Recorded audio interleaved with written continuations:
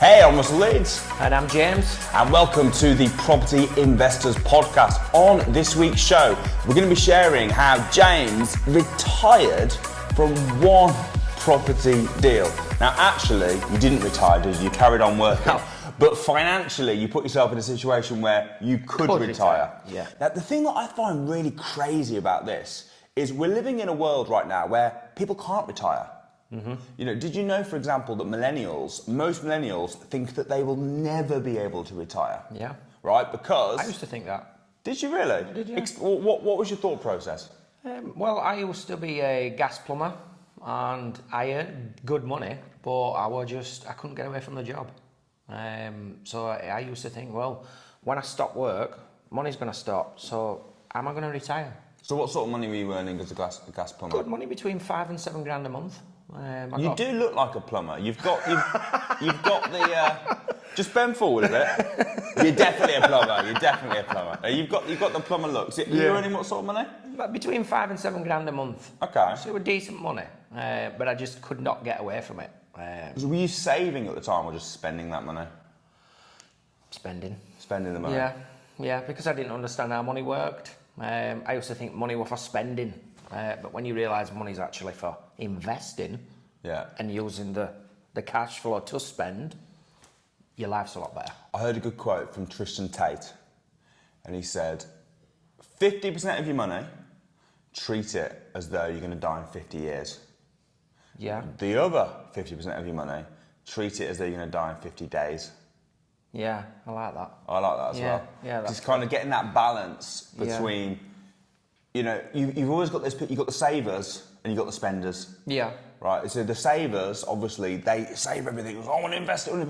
But then it's like, but what's the point in having loads of money if all you do is save it? Yeah. Right, just to have more? So you just got a bigger pot of money, like what for? And then you got the people that blow everything they've got. Sounds like you were one of those people. Yeah.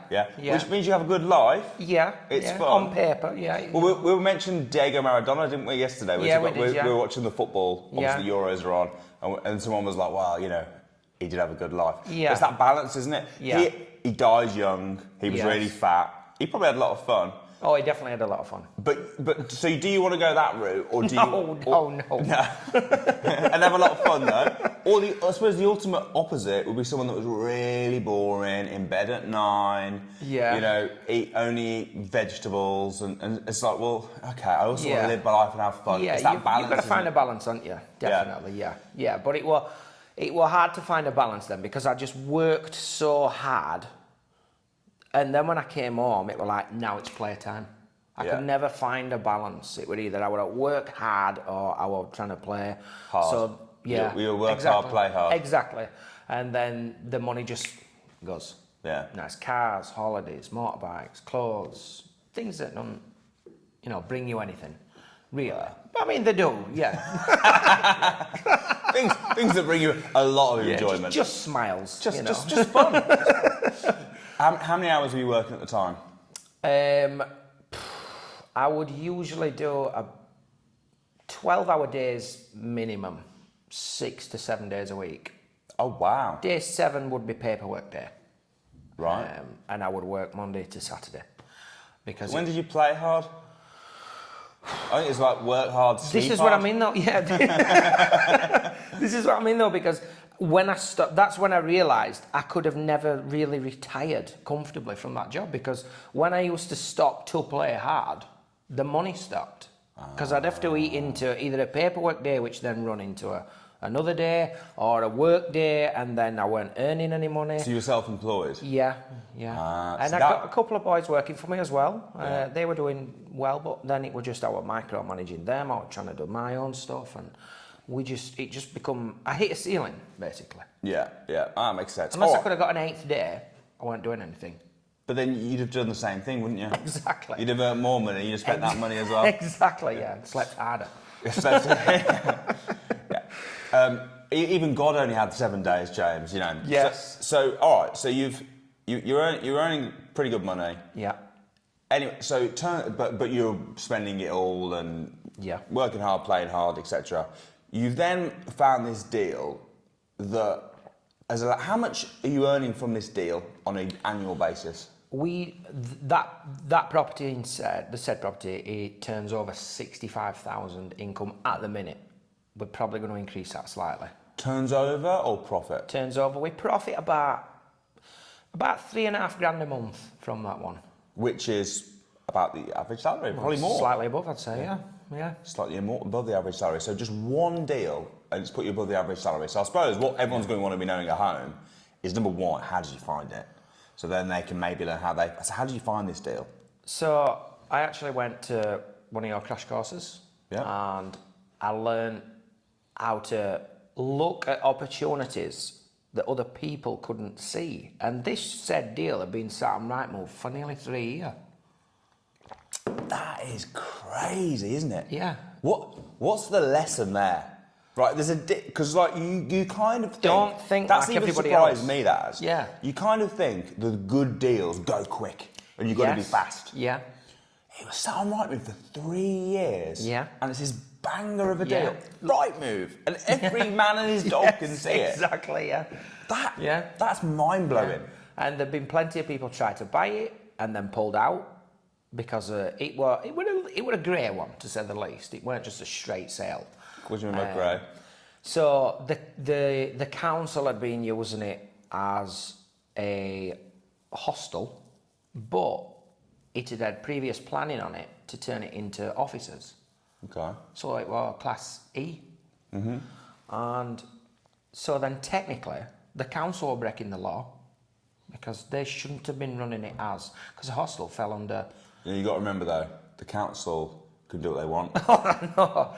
Yeah. So because they've not got the right class on it, then when investors were coming to buy it, they were like, 10-bed HMO. Then solicitors to get hold of it and go, hang on a minute, this is Class E. You're not going to be able to refinance it. Okay. So then they were just walking away from it, and deal after deal after deal were falling through. And right. So the problem was too big for most people. Yeah, they just were like, move on to the next thing. That's too big. Okay.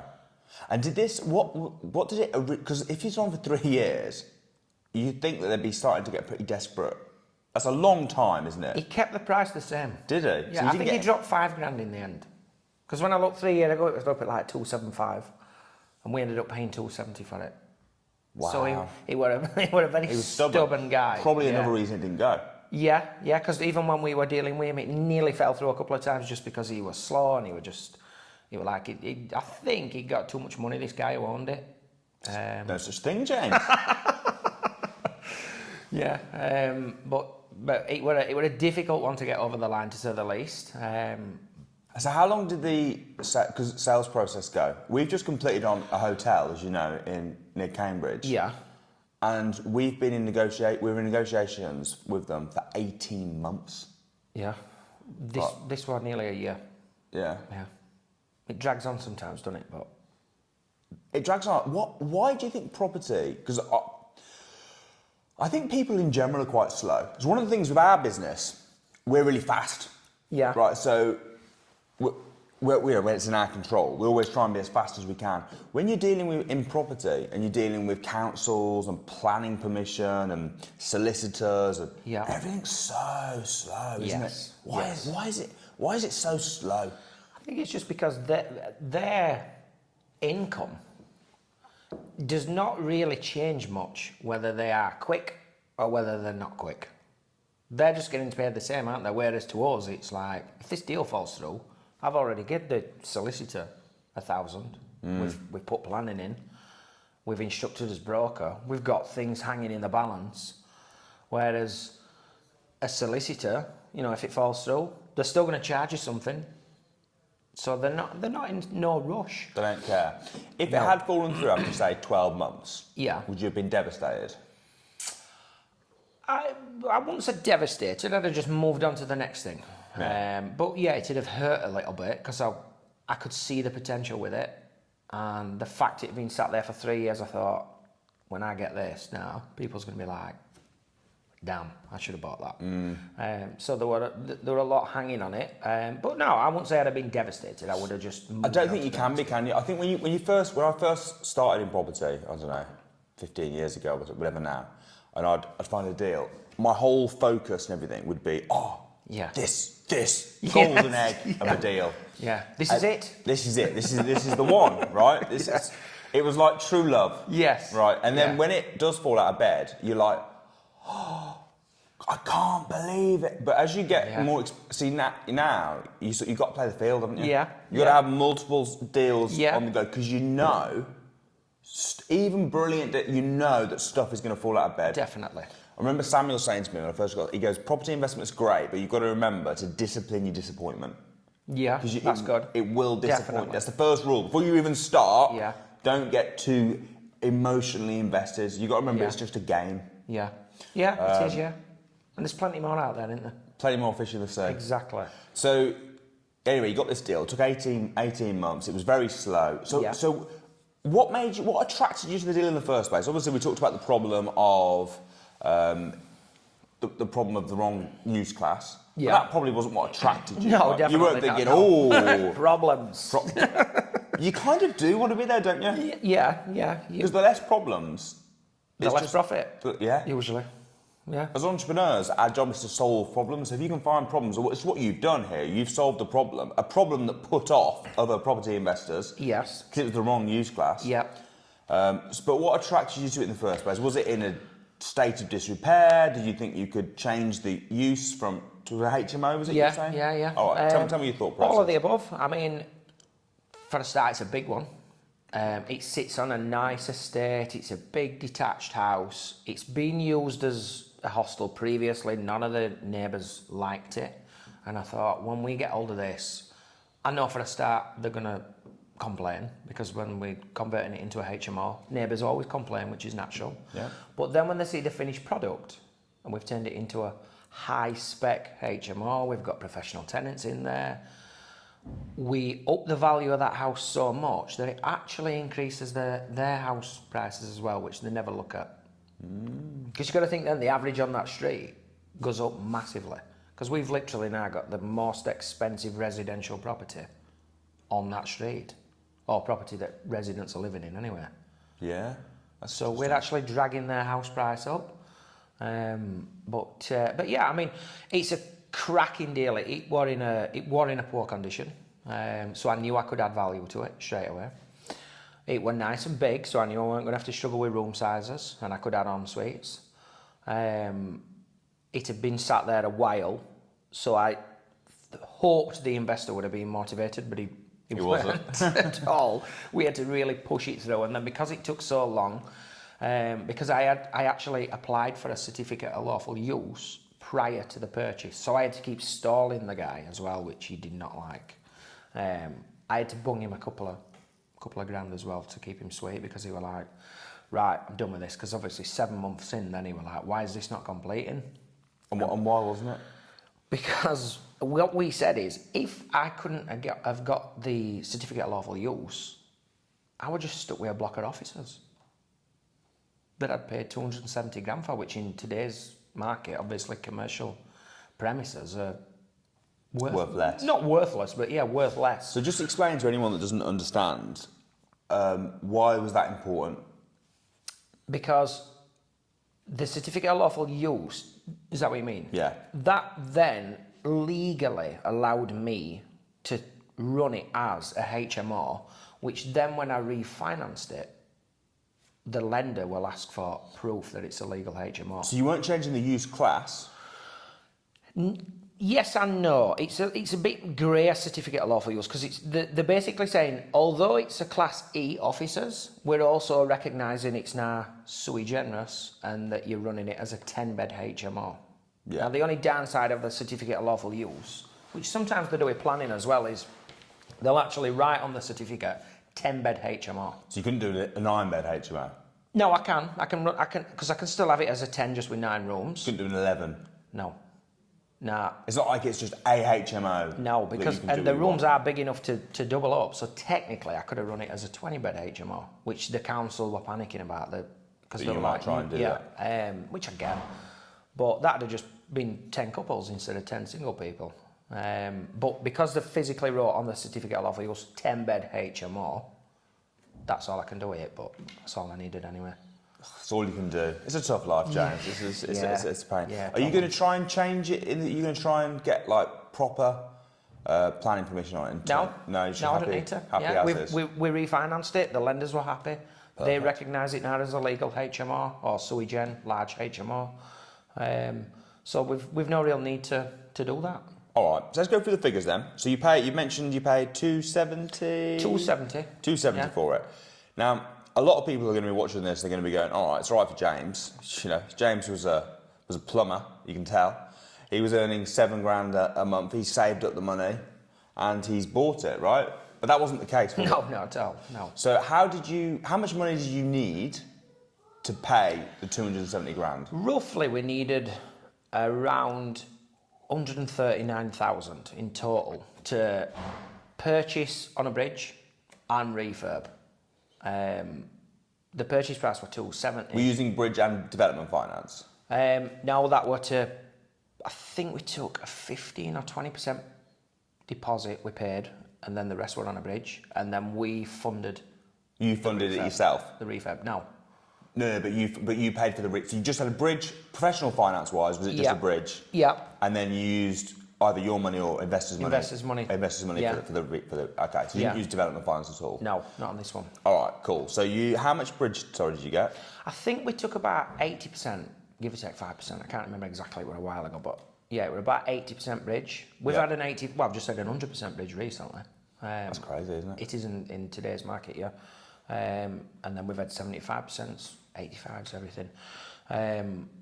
But yeah, we even 80% is really good. It is, yeah. We had to. I needed 139 grand liquid. But you wouldn't have got that without the certificate of lawful use, because they'd have just looked at it and gone, well, it's an office block, it's probably worth 150 grand. From the investor, you mean? From both. Oh well, yeah, exactly. Yeah, so we couldn't instruct the bridge because we knew technically we could have done, because bridging lenders to start with are more than happy to lend you the money if the house is going to be worth what they're lending you. So they'd have just gone, yeah, here's the money. But then if we hadn't got the certificate of lawful use, I knew I wouldn't have been able to get it off of the bridge onto a well, then you'd have been mortgage. Screwed. Exactly. They just took the house, because I mean, as a residential, it will probably worth that, give or take. But I was smart enough to realise that I needed to be able to get it off of the bridge onto a commercial mortgage. And commercial mortgages are more difficult than a normal residential mortgage, so you've got to cross every T and dot every I. Cool. So you got the bridge, which is great, and I'm assuming you just went for a broker to get that? Yes. Yeah. And how did you get the rest of the finance? So did you use bridge purely to buy, plus investor money for the 20% and the refurb? Yeah. So how much money did you put in? Nothing. Nothing at all? No. So you bought this property that's making you like $3,500 grand a month? Yeah. And you didn't put a penny down? Nothing. But James, no money deals don't exist. Apparently not. But yeah, they do, yeah. Deals like that is when you're doing a deal that good for you and an investor, it's got to be such a good deal that it benefits you both. There's plenty of opportunity on the market that you can earn some money from property, but when you're pulling investors in, you've got to make sure that deal is a super deal. Because it's got to pay multiple people. You've got to pay the bridger back. You've got to pay the bridging company. They've got to make their cut. Yeah. You've got to pay, obviously, yourself and your investor. Exactly. So what was the deal for the investor? So the investor basically, on paper, could just sit at home after they've put the money in. And then I take it from offer stage to fully tenanted and refinanced and everything in between. Fully project managing everything. The investor, at the end of it, owns the property 50-50 with me, because we're in a limited company together. We're both 50-50 directors, and we both get a cash flow from it forever and a day. So 3.5, is that half to you, half to him? The profit? Yeah, so we split that. Cool, so you're making about 1.8, roughly, something like that? Yeah, at the minute. At the minute, which is like a salary. Yeah, I think, is that the average salary? 1,800? Was it a bit more? Well, got the tax situation here and stuff, haven't you, as well? Yeah. But I think if you earn more than £26,000, you're in the top 50% of earners in the UK, right? So technically, it would put you in the top 50% of earners. However, an average full-time salary is about 35. Okay. Which would be, what, like 2.5-ish?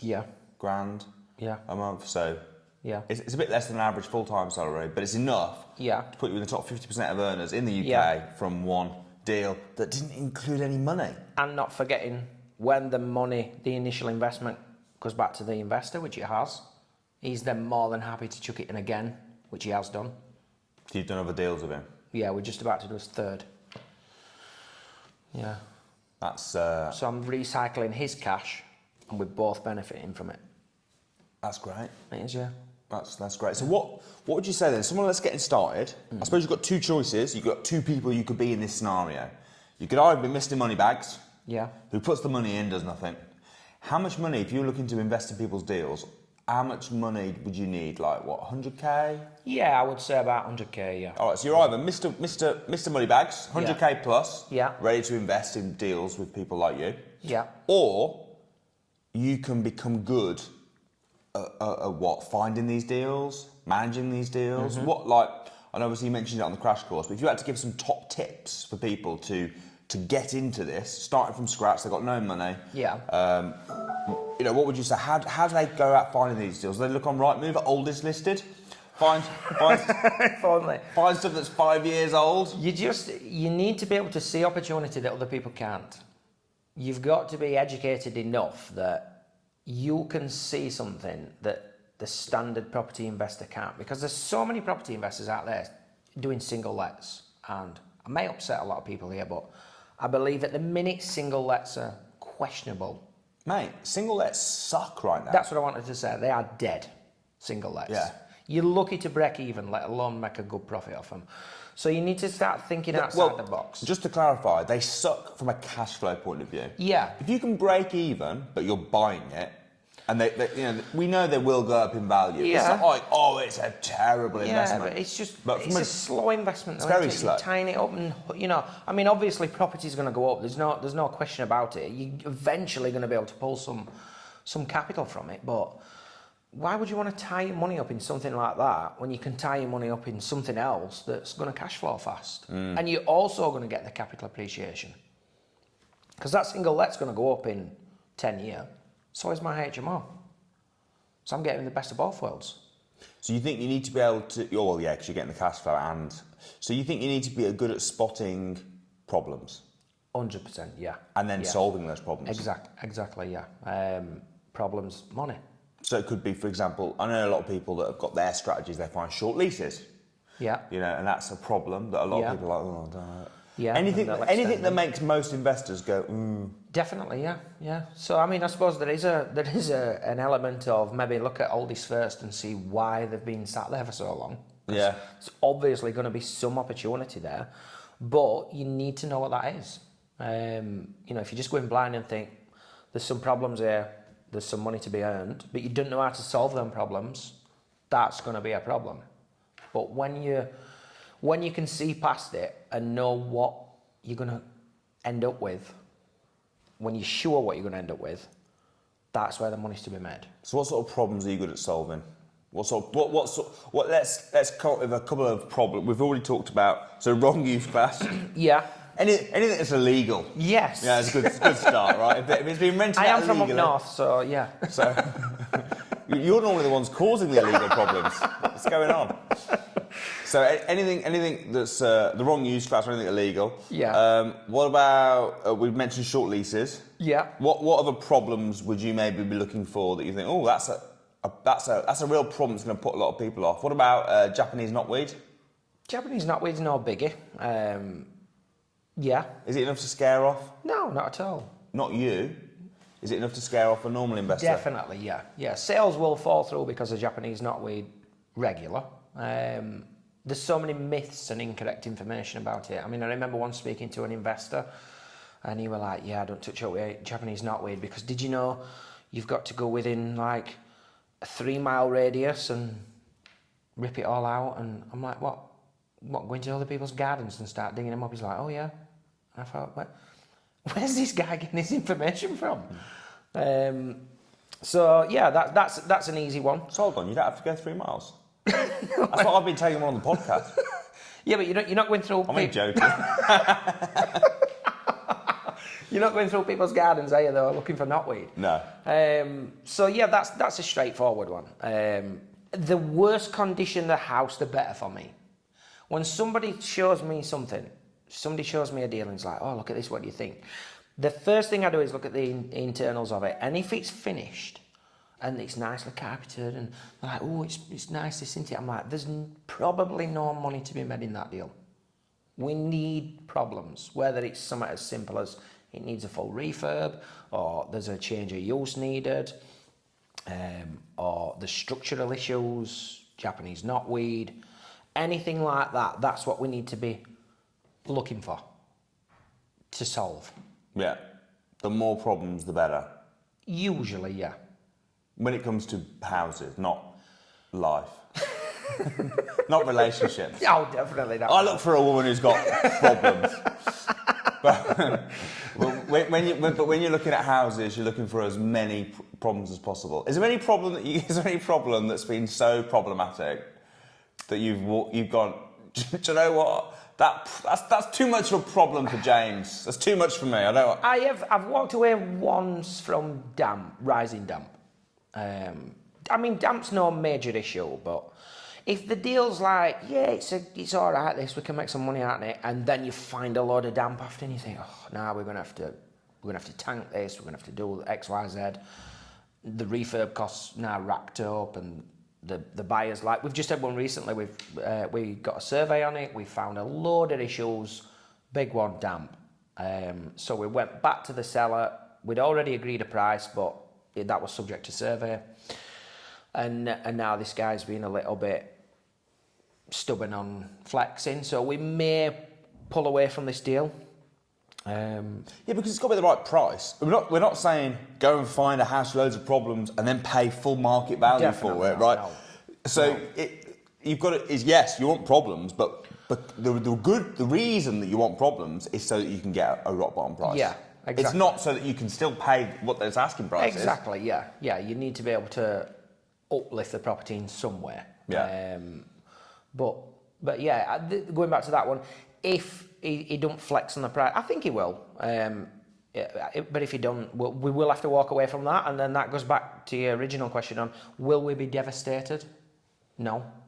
We'll have lost a little bit of money with the survey, but what we'll have not lost through not seeing all the rising damp and a little bit of structural issues and the roof felt's missing and a few other things, we've kind of dodged a bullet if we don't get it for a better price. Well, that's an interesting point as well, actually, because that was something that I think a lot of people, where they make a mistake as well, is because they don't want to lose money. When they start down a process, now this could be buying a property, it could be setting up a business, it could be whatever, but once they've started, they're like, oh, I'm in now, I don't want to... They get attached. I don't want to quit.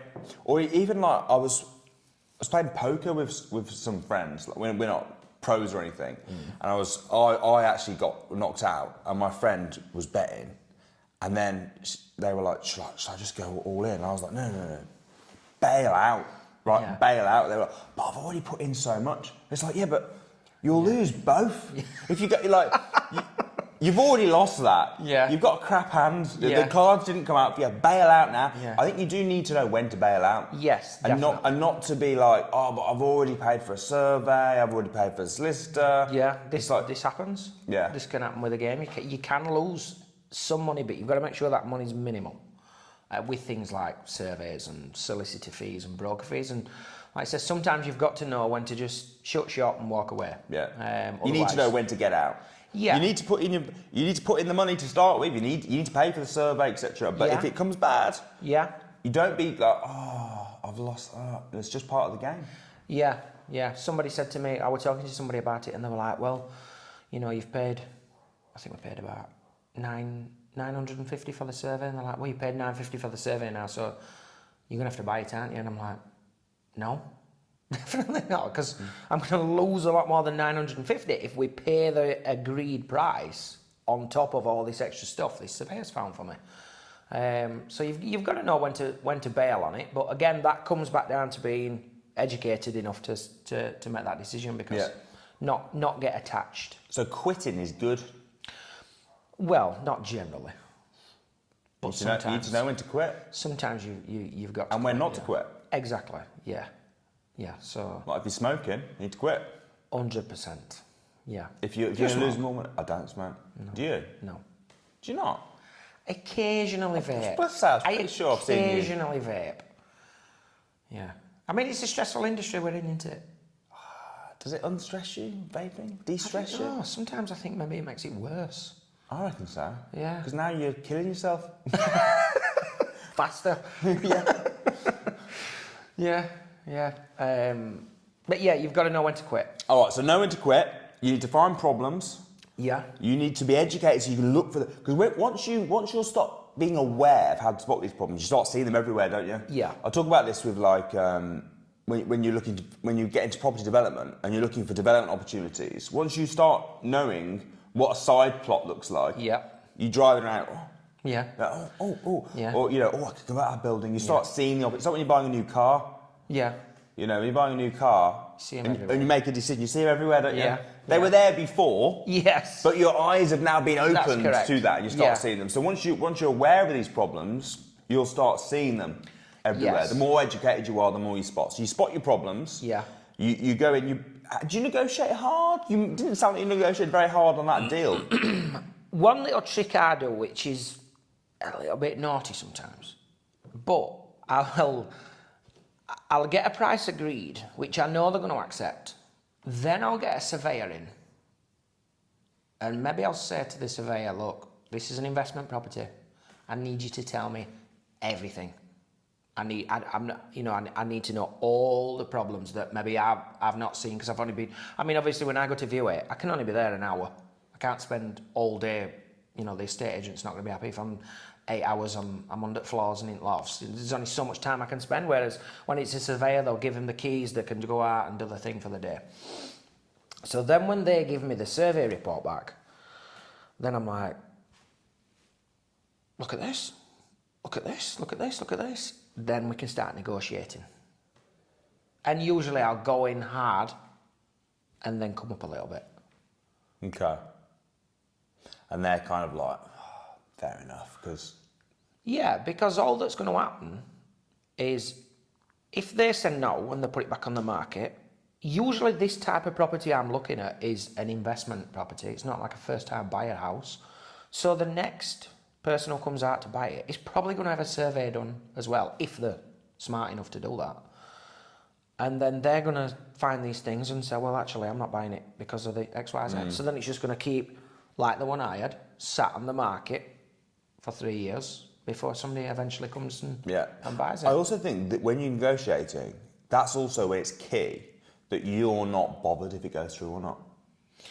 The worst negotiations I've ever done are for when it's a house for me personally. Yeah. Because your heart's on it. My heart's on it. Yeah. Yeah. And then you talk That's yourself into it. That's where I've paid over the odds. Yeah.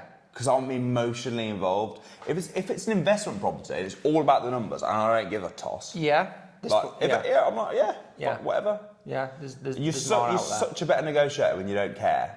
Yeah. Even if it is personally, like when I moved here, they tried to sell me the stuff inside the house, like the curtains and stuff. And they put the prices, and I was like really lowballed because I wasn't bothered. Yeah. I was like, take it then. If you want, I don't care. Yeah. Or I'll pay that for it. You're cool. And then when you say that to them, then they don't take it because they're like, well, the curtains aren't going to fit anywhere else. So exactly. Yeah. Exactly that.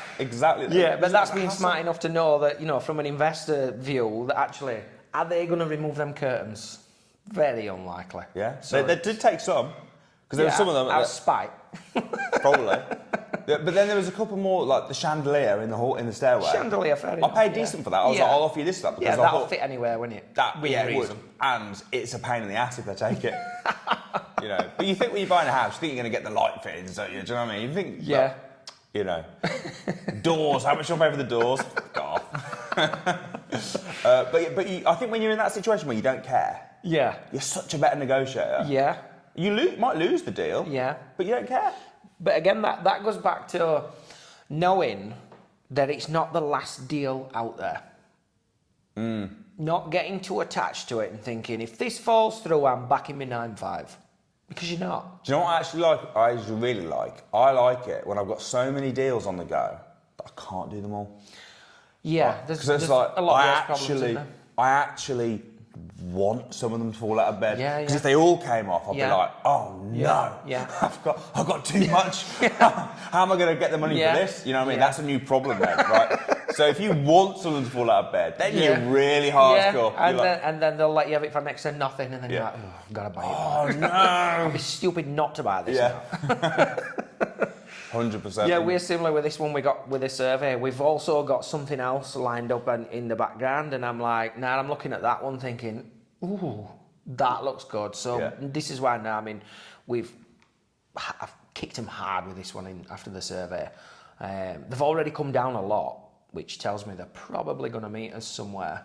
But I'm not that fussed, because if it does fall through, yeah, we might have lost 900 quid on a survey, but we've dodged a bullet. We're losing on the damp, and then there's option B, Yeah. and if not, option C. And in the exact same way you mentioned poker earlier, you know, when you play poker, you put money in every time, right? Mm-hmm. But then if you've got a bad hand, then you fold out. Yeah. But then you make that back. Yeah. When you do get a good hand. Exactly, yeah. So it's just finding those good hands. Yeah. You put the money in. If it's a good hand, then Imagine we'll go if you all just in. played every hand. Yeah. You know, occasionally you might win, but I'm pretty certain most of the time you're going to be driving home. Yeah. with So no cash. there's an element of risk. Yeah. Element of risk, Yeah. but brilliant. No, I think that's really useful. Some top tips. Hope you guys enjoyed that, and we will see you next week.